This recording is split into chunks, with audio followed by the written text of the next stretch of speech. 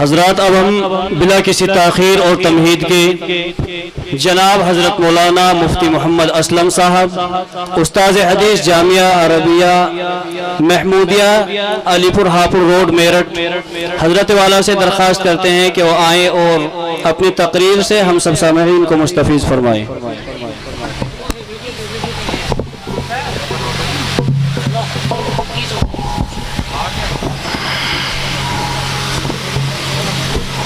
تو الٹا ہی لگا دیا آپ نے، اس کے بغیر بھی چل جاتا کام۔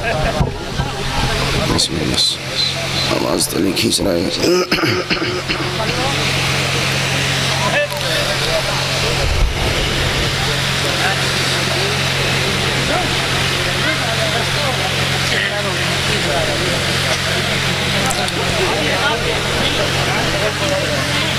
الحمد للہ وحدہ والصلاة والسلام علی من لا نبی بعدہ، اما بعد۔ قال النبی صلی اللہ علیہ وسلم خیرکم من تعلم القرآن وعلمہ، او کما قال صلی اللہ علیہ وسلم۔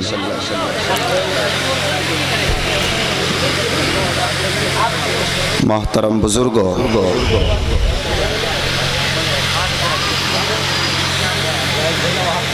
جلسہ آپ کا شاید کل رات سے چل رہا ہے، لیکن گاؤں والوں کو اور محلے والوں کو جلسہ گاہ میں آنے کی فرصت اب تک نہیں ملی ہے۔ خیر، ابھی ماشاءاللہ بہت اچھی فضا ہو رہی تھی، اشعار پڑھے جا رہے تھے، بہت دل لگ رہا تھا۔ یہ حضرت مولانا چلے گئے اٹھ کر، معلوم نہیں کون سی عداوت مجھ سے نکال رہے تھے۔ پہلی ملاقات تھی، کبھی پہلے ملاقات بھی نہیں تھی۔ وہ شاعر صاحب تو بیچارے چند مصرع پڑھنا چاہتے تھے، وہ کہہ رہے کتاب ہی پڑھو، اس سے پہلے جو کتاب وہ بھی پڑھو۔ پڑھواؤ جی، سن کے چلے گئے۔ کیا حاصل ہوا کچھ بتا تو دو۔ مشاعرہ کرنا ہے تو ایک مجلس مشاعرہ منعقد کر لو، بہت سارے اشعار آ جائیں گے، نعت بھی سنو، غزل بھی سنو، جو چاہو سنو۔ قرآن کی نسبت پر آپ کا پروگرام ہے، قرآن کی نسبت سے چند باتیں آپ کے سامنے آ جائیں۔ یہ چیز ذہن میں رکھیں کہ مدرسے کے دو مقصد اس جلسے سے جڑے ہوئے ہوتے ہیں۔ ایک مقصد ہوتا ہے کہ عوام کو، گاؤں والوں کو، بستی والوں کو دین کی کچھ باتیں اس موقع سے بتا دی جائے۔ سال کے بیچ میں موقع نہیں لگتا ہے، اس موقع سے دین کی باتیں آپ تک پہنچ جاتی ہیں۔ دوسرا مدرسے کا چندہ ہے، وہ آپ کو دینا ہی ہے، اس لیے کہ مدرسہ آپ کا ہے، آپ کو مدرسہ چلانا ہے نا، تو وہ دینا ہے آپ کو، آپ اس کو دے رہے ہیں، دیتے رہیں۔ لیکن دین کی بات آپ سنیں، غور سے سنیں، عمل کی نیت سے سنیں۔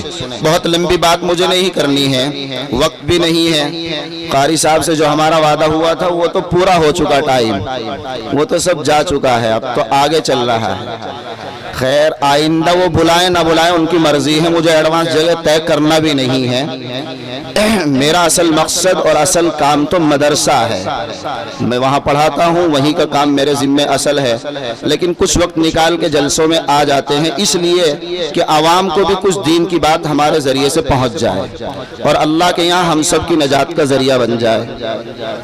میں نے حضور اکرم علیہ السلام کی ایک حدیث پڑھی ہے، آپ نے پہلے بھی سنی ہوگی کہ حضور اکرم علیہ السلام نے ارشاد فرمایا کہ دنیا میں بہت سارے لوگ یہاں زمین پر رہتے ہیں اور بہت سے طبقات ہیں لوگوں میں، بہت سی جماعتیں ہیں، بہت سے خاندان ہیں، قبیلے ہیں، لیکن خاندان اور قبیلوں کے اعتبار سے ہم لوگ ایک دوسرے کو عزت دیتے ہیں، عزت اور ذلت کا معیار قائم کرتے ہیں، کہتے ہیں کہ فلاں خاندان باعزت ہے، فلاں خاندان تو ذلیل ہے، نیچے درجے کے لوگ ہیں، وہ برادری بہت بڑی ہے، یہ برادری چھوٹی ہے، وہ لوگ اچھے ہیں، یہ اچھے نہیں ہیں، یہ معیار ہم بتاتے ہیں، اپنے ذہنوں سے قائم کرتے ہیں۔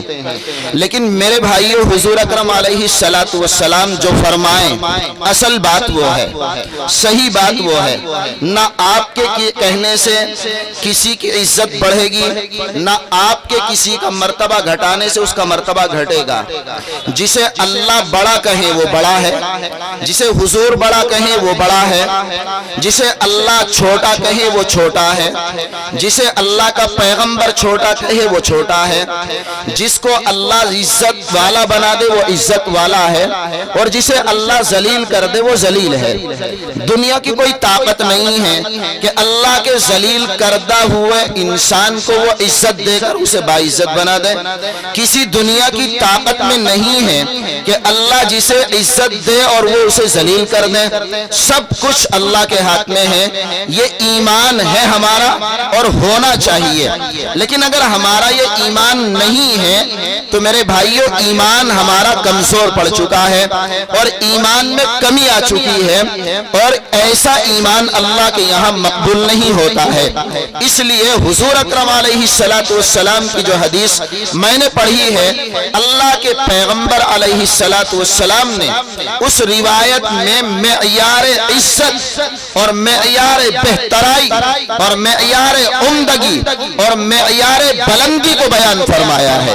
آقا فرماتے ہیں تم یہ پوچھنا چاہتے ہو کہ دنیا میں سب سے عمدہ کون ہے، اللہ کے نزدیک سب سے بڑھیا کون ہے، اللہ کس کو عزت والا کہتے ہیں، اللہ کس کو ایوار خوشحالی کا دیتے ہیں۔ سنو، پیغمبر نے فرمایا خیرکم من تعلم القرآن وعلمہ، تم میں سب سے بڑھیا انسان وہ ہے جو قرآن کو سیکھیں اور سکھائیں، قرآن کو پڑھیں اور پڑھائیں، یہ تم میں سب سے بڑھیا اور سب سے عمدہ انسان ہے۔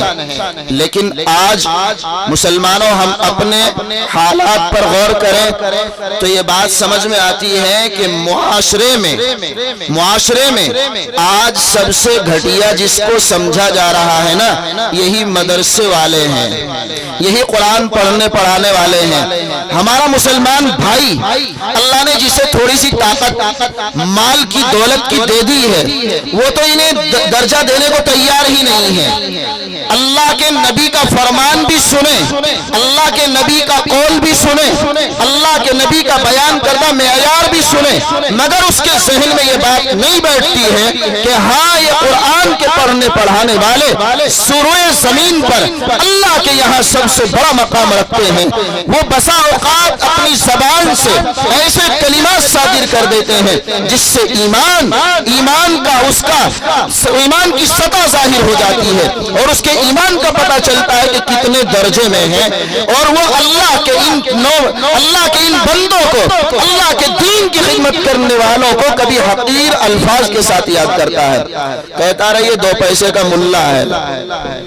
یہ الفاظ ہمارے ہیں، یہ مدرسے میں پڑھاتے کوئی چوک ہو جائے بیچارے سے تو بس اس کا تو حال برا ہے، او رہنا کہ نہیں رہنا، تجھے صحیح سے پڑھا لے، کام کرنا ہو تو نہیں تو نکل لے بس بستر۔ یہ الفاظ، اللہ سے ڈرو، اللہ سے۔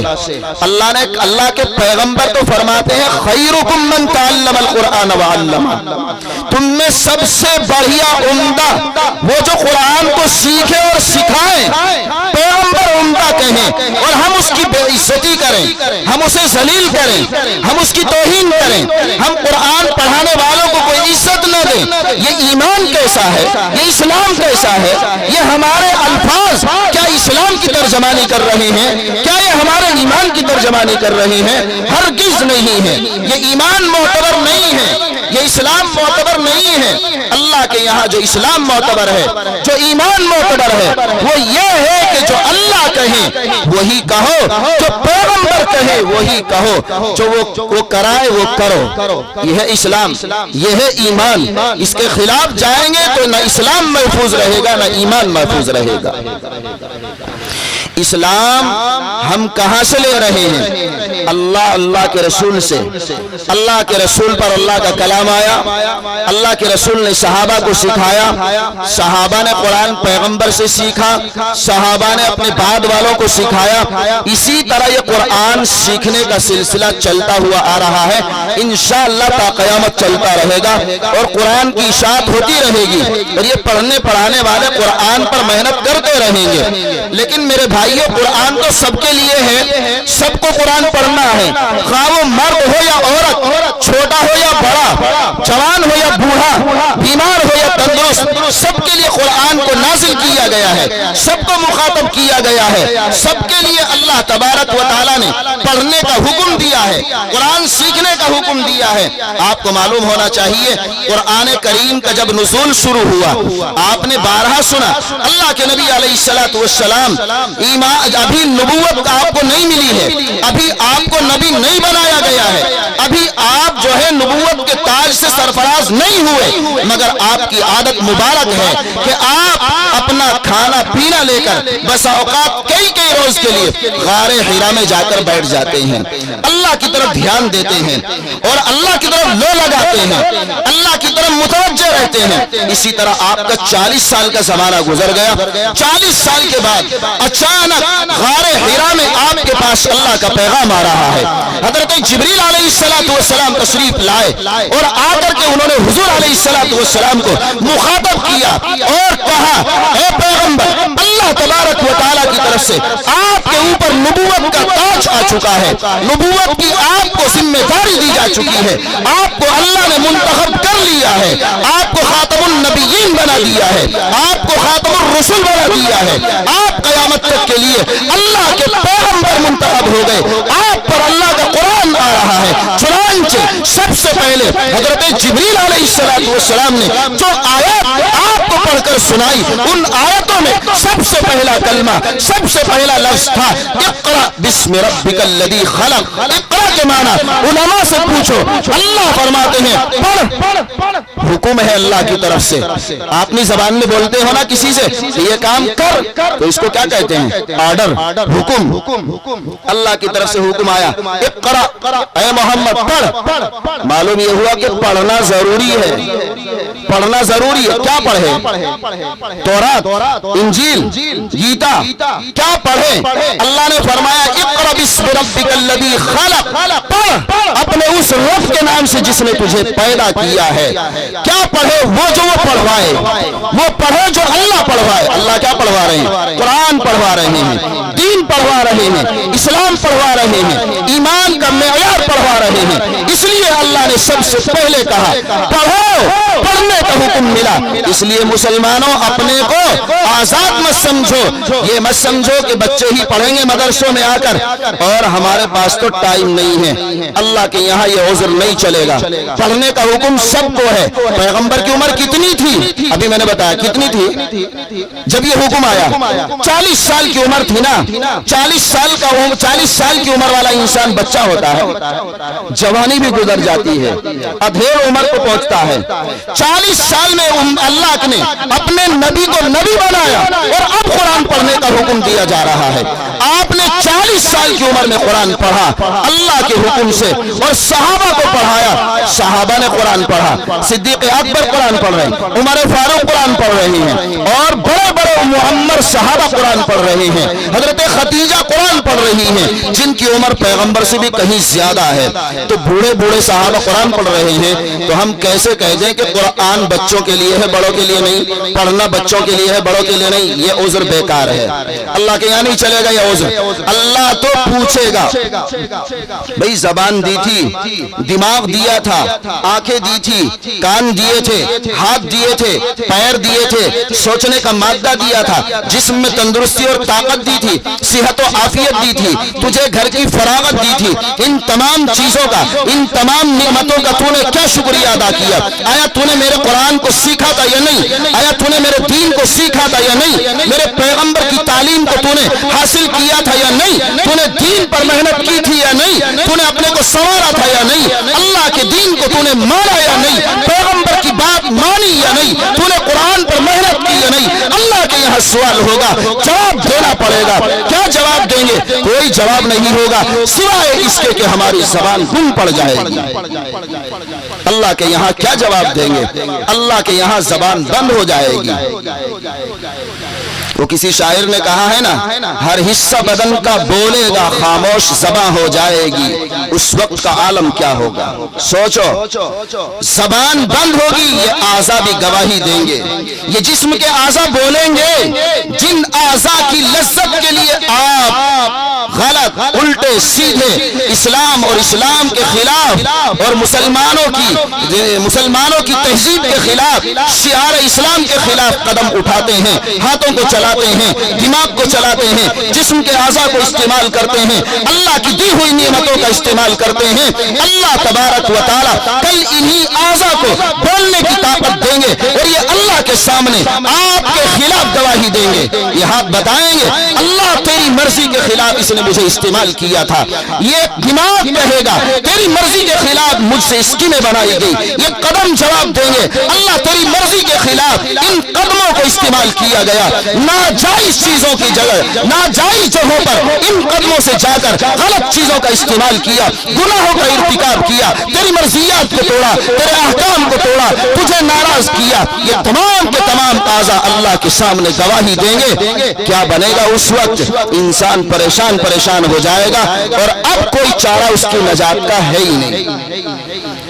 उस वक्त की रुसवाई, उस वक्त की जिल्लत का ख्याल करो मुसलमानों। उसकी बचाव की शक्लें यहाँ पैदा करनी है, वहां का सामान यहाँ पैदा करना है। इसलिए तालीम हासिल करना हर एक पर जरूरी है, हर एक पर जरूरी है। हदीस पाक में भी है, तलबुल इल्मी फरीज़तुन अला कुल्ली मुस्लिम। हर मुसलमान पर इल्म दीन को हासिल करना फर्ज है। फर्ज कितना? जितना, इतना कि आप हराम और हलाल की तहजीब करने वाले बन जाए, तमीज करने वाले बन जाए। आपको ये मालूम हो जाए कि कितना कुरान पढ़ने से नमाज अदा होगी और कितना न पढ़ने से नहीं होगी, किस तरह से नमाज अदा होगी और किस तरह से नहीं होगी। ये चीज जब तक आपको मालूम नहीं होगी तब तक आपने उस फरीजे को पूरा नहीं किया जो तालीम का हमारे ऊपर है। अल्लाह पूछेंगे फिर इसके बारे में। इसलिए आजाद मत समझो अपने को, बड़े भी कुरान पढ़े। अब कहेंगे आप कि हम कैसे पढ़े, हम तो कारोबार में रहते हैं, सुबह उठ के असला लेकर खेत में आ जाते हैं, रात भर पानी चलाते हैं और गन्ने छीलना और न जाने क्या क्या काम हमारे पीछे लगे, हम कैसे पढ़ेंगे जी मदरसे में? फिर भूखे मरेंगे, बच्चे कहां से खाएंगे, मदरसा कैसे चलेगा? ये सब उज़्र आपके माकूल हैं, लेकिन पढ़ने का ये मतलब नहीं है मेरे भाइयों कि आप सारे कामों को छोड़ दें, आप तिजारत को छोड़ दें, आप तिजारत को छोड़ दें, मामलात को छोड़ दें, मुलाजमत को छोड़ दें, काश्तकारी को छोड़ दें। कोई चीज छोड़ने की जरूरत नहीं है, बल्कि थोड़ा थोड़ा वक्त निकालने की जरूरत है। आप नमाजी बनिए, नमाज को अपने ऊपर नमाज को जारी कर लीजिए। 5 वक्त की नमाज हमारे ऊपर फर्ज है। आप 5 वक्त नमाज पढ़ने मस्जिद में जा रहे हैं, 5 वक्त के लिए आप मस्जिद में जाते हैं, 5 मिनट 10 मिनट आपकी नमाज में सर्फ होती है। 10 मिनट का इजाफा कर लो किसी एक नमाज में, बस 10 मिनट में इमाम साहब से कोई आयत पढ़वा लो, उनसे कहलवा लो 2 मरतबा, जबान से उसे कहते रहो पूरे दिन, बस ये आपका पढ़ना है। एक दिन में एक छोटी आयत भी आपने याद कर ली तो बहुत बड़ा आपने जो है अल्लाह के यहाँ से इनाम हासिल कर लिया है, बहुत बड़ा अवार्ड आपने हासिल कर लिया। याद रखो, इस तरह अगर आप पढ़ते रहे, एक दिन वो आएगा कि आप कुरान में سے بہت سارا حصہ یاد کر لیں گے اور آپ قرآن کے حافظ بھی ہو سکتے ہیں، کوئی بڑی بات نہیں ہے۔ بڑی بڑی عمر میں لوگوں نے قرآن کو حفظ کر کے دکھایا ہے اور قرآن کا حفظ کیا ہے۔ ایسا گھرانہ آپ اپنے شہر میرٹھ میں جا کر کے دیکھیے، ایک ایسا بوڑھا انسان جو کبھی سرکاری ملازم تھا اور ریٹائر ہونے کے بعد اللہ نے اسے توفیق دے دی، وہ قرآن پڑھنے لگا اور اس نے قرآن پر محنت کو شروع کیا۔ آپ کو معلوم ہے کہ سرکار کتنی عمر میں ملازمت سے برخاست کرتی ہے، ریٹائر کرتی ہے؟ کم سے کم 40-45 سال تو عمر ہوگی نا، کم سے کم۔ بعض ملازمتیں ایسی کہ اس سے بھی زیادہ عمر تک رہتی ہیں۔ وہ ریٹائر ہونے کے بعد اب اللہ نے اسے توفیق دے دی، وہ قرآن پڑھتا ہے مسجد میں آ کر، قرآن پر محنت کرتا ہے، تھوڑا تھوڑا کر کے اس نے قرآن کو یاد کرنا شروع کیا، اللہ نے اسے حافظ قرآن بنا دیا ہے۔ یہ آپ کے شہر میرٹھ کا واقعہ ہے، کہیں باہر کا نہیں ہے، اور اللہ نے اس کے ذریعے سے وہ کام لیا ہے کہ آج اس کے گھر میں کوئی انسان ایسا نہیں ہے، خواہ وہ بہو ہو یا بیٹی ہو، اس کی اپنی بیوی ہو یا اس کے پوتے اور پڑوتے ہوں، سب قرآن پڑھتے ہیں۔ اللہ نے گھر کو دیندار بنا دیا ایک شخص کی وجہ سے۔ گھر کا ذمہ دار اگر اپنے دل پر لے کہ مجھے دین کے اوپر آنا ہے تو اس کے سارے ماتحت دین پر آئیں گے، یہ بہت آسان طریقہ ہے۔ لیکن گھر کا ذمہ دار ہی سائڈ لگا ہوا ہے، اسے ہی روش غلط اختیار کیے ہوئے ہے، وہی اپنا رخ بدلے ہوئے ہے، تو وہ ماتحتوں کو کیسے اللہ کے دین پر لائے، کیسے وہ نماز کو کہے، کیسے وہ روزہ رکھنے کو کہے، کیسے وہ پڑھنے پڑھانے کو کہے؟ وہ تو خود اس لائن سے دور ہے۔ اس لیے میرے بھائیوں، ہمارے گھر جہنم بنے ہوئے ہیں، ہمارے گھروں کا سکون جاتا رہا، زندگیوں کا سکون جاتا رہا۔ وجہ یہی ہے کہ ہم نے دین پر چلنا چھوڑ دیا، قرآن کی تلاوت کو چھوڑ دیا، قرآن کی طرف دھیان دینا چھوڑ دیا، اس لیے برکتوں سے ہم محروم کر دیے گئے ہیں۔ جبکہ قرآن کے بارے میں یوں آتا ہے کہ قرآن جہاں پڑھا جاتا ہے وہاں اللہ کی رحمتوں کا نزول ہوتا ہے۔ ایک واقعہ آپ کو بتاؤں، اللہ کے پیغمبر کے ایک صحابی ہیں، ان کا نام میرے ذہن میں نہیں ہے، شاید علماء حضرات کو معلوم ہوگا۔ وہ قرآن پڑھ رہے تھے، رات میں انہوں نے قرآن کی تلاوت اپنے گھر میں کی، معمول تھا ان کا، وہ رات میں اللہ کا کلام پڑھتے تھے۔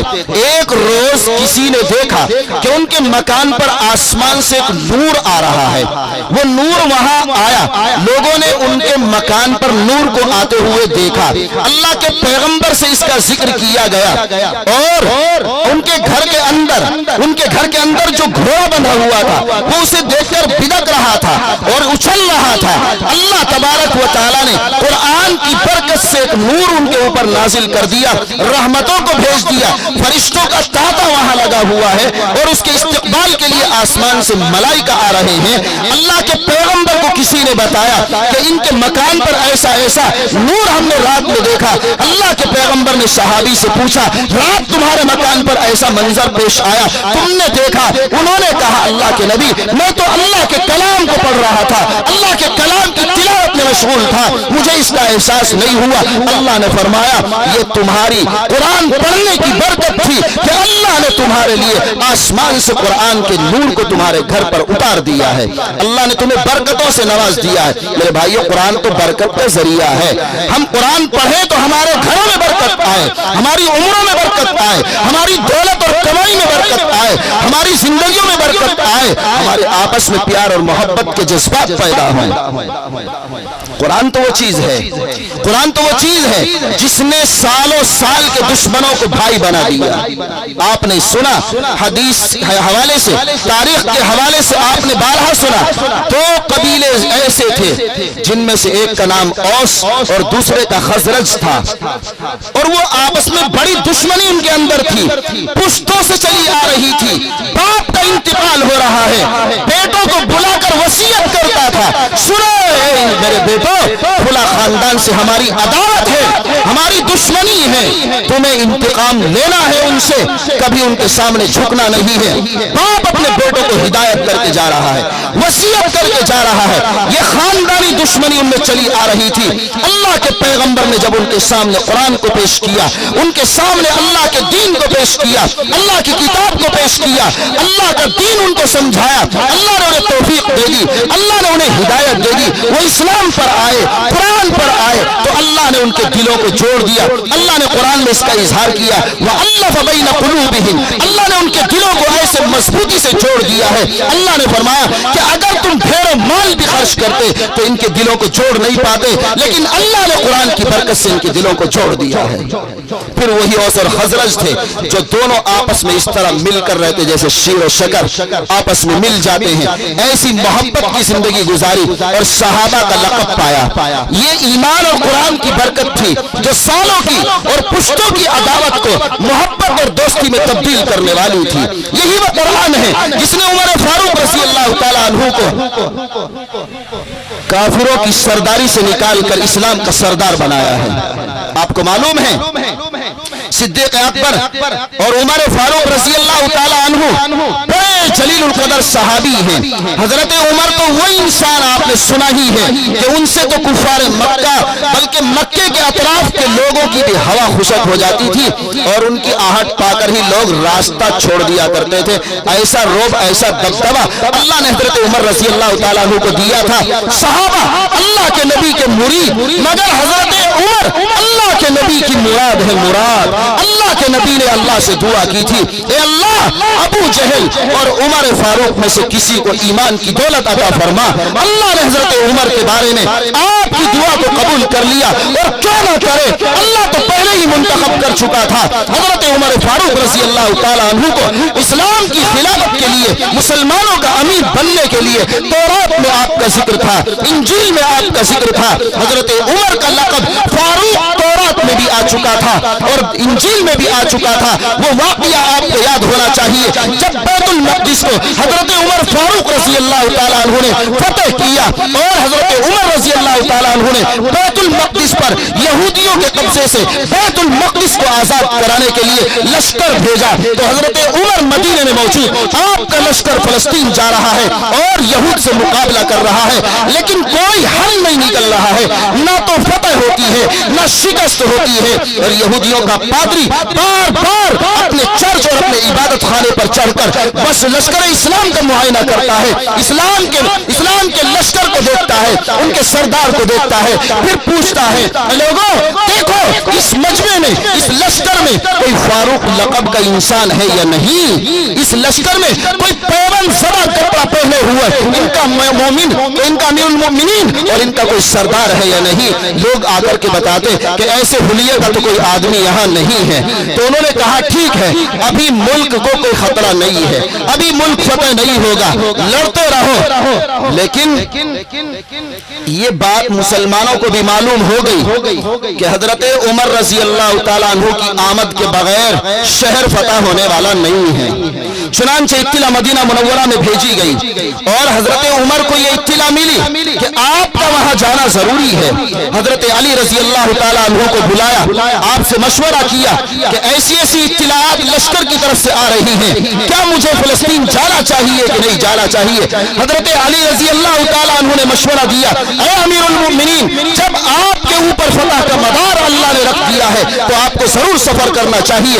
हजरत उमर फारूक रज़ी अल्लाह तआला अन्हु अब बैतुल मक़दिस की तरफ रवाना हो रहे हैं। मदीने में हजरत अली रज़ी अल्लाह तआला अन्हु को अमीर बना करके जा रहे हैं और आप बैतुल मक़दिस पहुंचे इस हाल में कि आपके साथ आपका गुलाम हजरत असलम रज़ी अल्लाह तआला अन्हु है। एक ऊंट है, एक सवारी है, सवार दो हैं, एक आका है, एक गुलाम है, एक बादशाह है, एक रियाया है और एक अमीरुल मोमिनीन है और एक आपकी रियाया का फर्द है। दो आदमी हैं, सवारी एक है। कभी आका सवार होता है, कभी गुलाम सवार होता है, कभी आका के हाथ में रस्सी होती है, कभी गुलाम के हाथ में रस्सी होती है। इस तरह से ये सफर हो रहा है। अब बैतुल मक़दिस करीब आ गया है, बारी गुलाम की ऊंट पर बैठने की है और आका की और अमीरुल मोमिनीन की, खलीफतुल मुस्लिमीन की, एक बादशाह की अब बारी है नकेल पकड़ करके पैदल चलने की। कौन बादशाह? जिसकी बादशाहत का आलम यह था कि 4 मुरब्बा जमीन पर उनकी हुकूमत थी। इतनी बड़ी हुकूमत, अरब का कोई खित्ता ऐसा नहीं था कि जो इस्लाम की ज़ेर नगीन आ चुका हो।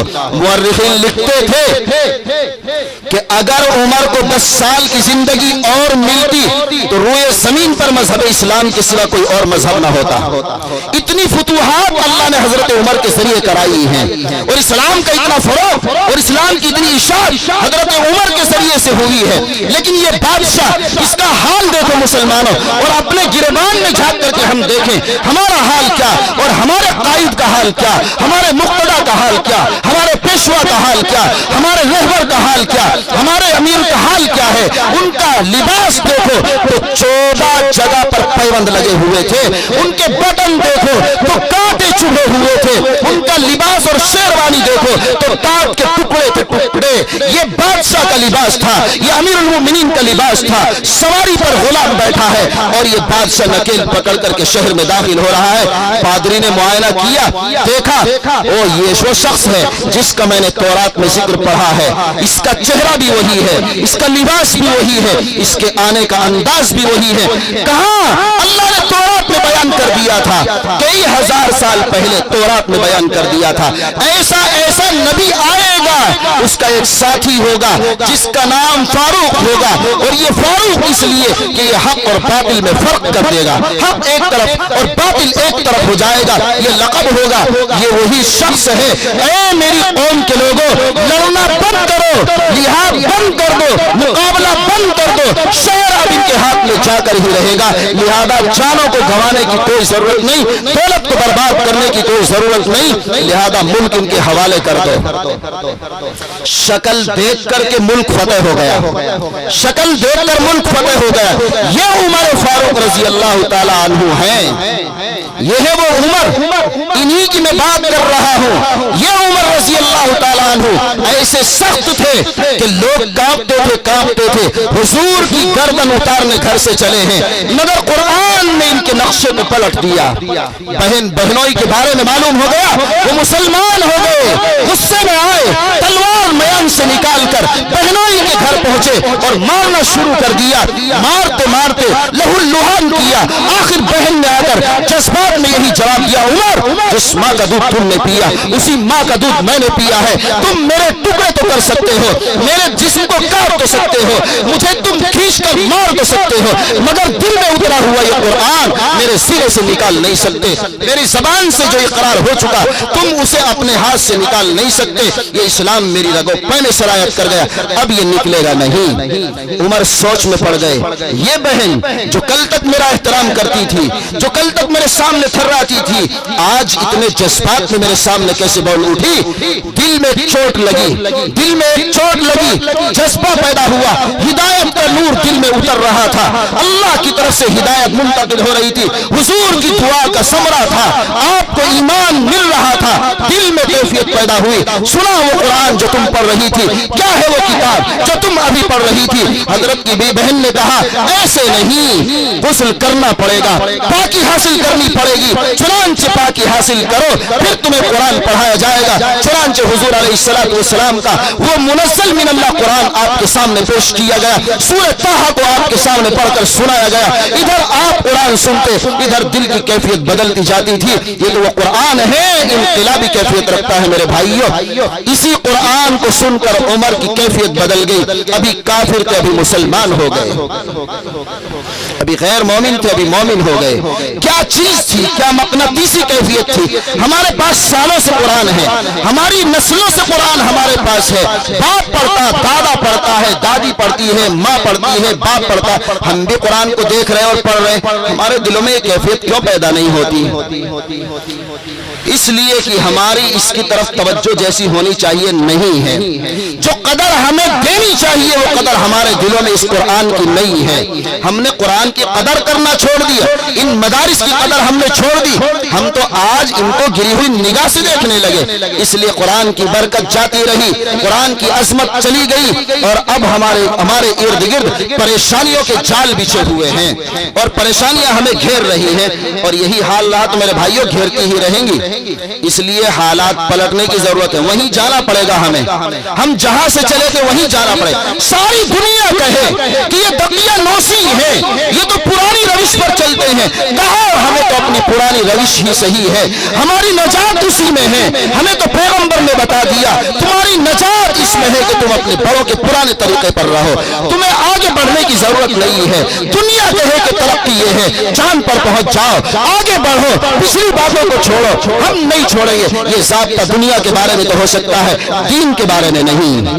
دین ہمارا وہی ہے جو ہمیں 1400 سال پہلے اللہ کے نبی نے دیا ہے، ہمیں اسی پر چلنا ہے۔